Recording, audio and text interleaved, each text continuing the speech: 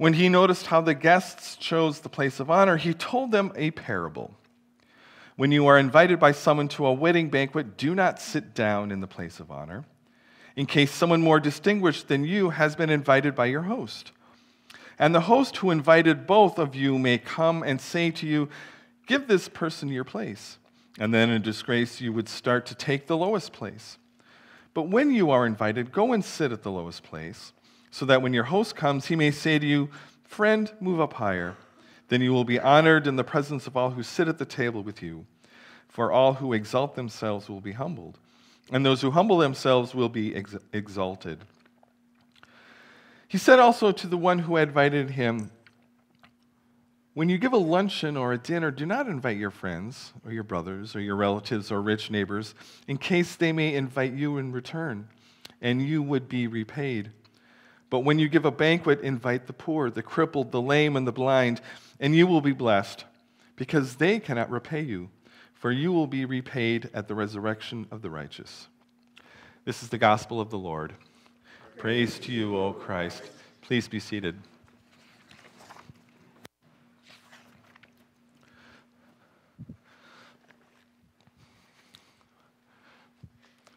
I'll be down here, Missy. Don't miss me.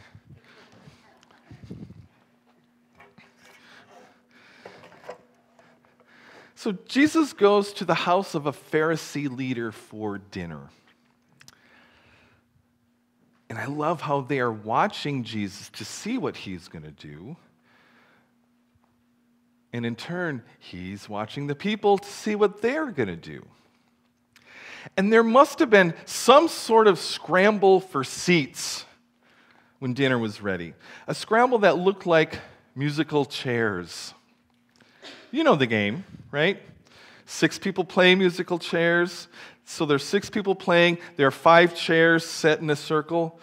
When the music plays, you walk around the circle. And when the music stops, as fast as you can, you get your butt in that seat. You're out if you don't get your behind in a chair. The chair's taken away, the music starts up again, you circle around, the music stops. Again, it's a mad dash for a seat. And it continues until the player who lands there behind in the last chair is declared a winner. So imagine Jesus watching grown men, religious and community leaders in a mad dash for the best seats at the table. I bet he was shaking his head. What he saw was enough to make a comment to the guests. Now, Jesus uses an example of a wedding banquet, and they were very important social and community events in Jesus' day. And guess what? They are here too, right? So imagine you're going to a wedding reception at the Legion, and you walk in and you see all the tables set up. You grab a beverage, you find a seat, and then you see a special table, the extra fancy table up front on the stage. And it's up front and it's on stage where everyone can see you. Now, you love to be seen and noticed. You're a prominent figure in the community. You think, well, I think I should be able to sit up at that table. I deserve to sit at that table. So is it a good idea for you to sit at that extra fancy table up on the stage where everyone can see you? Is it a good idea? No. Why not? It's for the bridal party. It's not your table, right? It's for the bridal party. You have no place at that table. Now, what if the bridal party asked you to join them? It'd be quite an honor, right? You get to eat first. How many of you have been the very last person to eat at a wedding reception? Right? Because you think, oh, you know what? I'm going to sit here. And then they start there. Right? And there's never enough cocktail peanuts on the table. Jesus didn't come to bestow civilized table manners when he came down to live here on earth, He wasn't here to tell us which fork is for the salad. He didn't tell us which fork is for the meal. He didn't tell us which is the dessert fork. And in fact, he doesn't really care which fork you eat with. You can say that. Someone looks at you, that's the dessert fork. You can say, it doesn't matter. He was concerned more with who is invited to the meal and who sat where. Now, what do you think would happen if the host, this Pharisee leader, invited the poor and the hungry to this same meal? Would they even have a chance to sit in a place of honor at the table?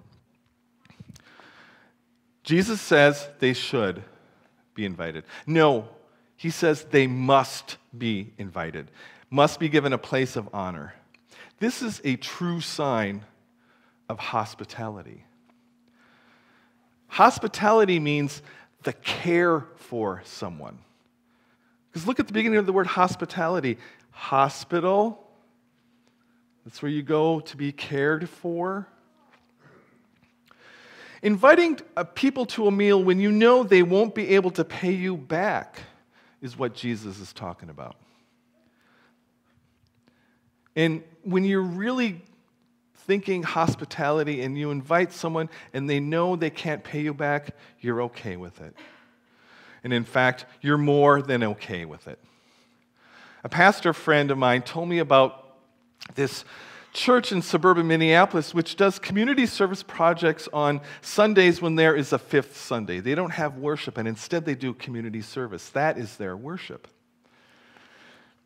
So they decided that fifth Sunday they were going to serve a meal to the hungry and needy. And not just any meal. A steak dinner. Let that soak in for a minute. A steak dinner. And this is a small congregation. They worshiped maybe 20 to 30 people a week. Anyway, who doesn't love meat eaters? Who doesn't love a good steak dinner, right? Yeah. I'm not even going to get into steak sauce. I think that's where Jesus might say no, but that's another story. And a steak dinner, it's luxurious. It's something deserved for a celebration or a special event, right? I mean, there's a difference between going out for a steak to a steakhouse and going to drive through a Taco John's and getting a couple of soft-shell tacos, right? Big difference. Now, we may think it's wasteful to serve steaks to the needy. They'll never be able to pay us back. Do we give ourselves a second thought when it's like, I'm going to order a steak, right? Or a lobster, or prime rib, or seafood? I mean, we don't give ourselves a second thought. But I bet it would raise a couple of eyebrows here in Bloomfield if we fed steak dinner, right? Do we think the needy doesn't deserve a steak, but we do? Do we think our money could be put to better use? Friends, there is no difference between the needy who were fed a steak dinner in Minnesota and us. We are no different. You strip away the bank account, you strip away the clothes, the homes, the education, the nationality, the language spoken. We are all the same. We are all loved and forgiven sinners. God invites us sinners to a meal even more extravagant than a steak dinner. Bruce Modal, who's a retired Lutheran pastor living in Florida, writes this: "We are on the guest list for a supper at which God is the host. Not one of us can pay God back for this meal.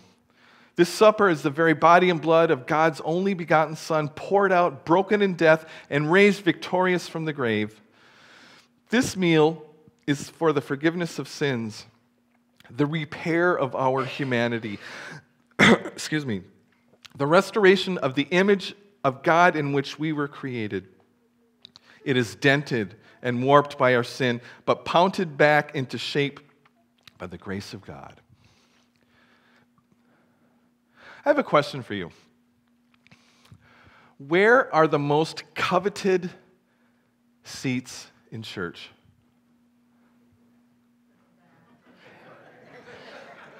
Why am I standing in the middle of the sanctuary?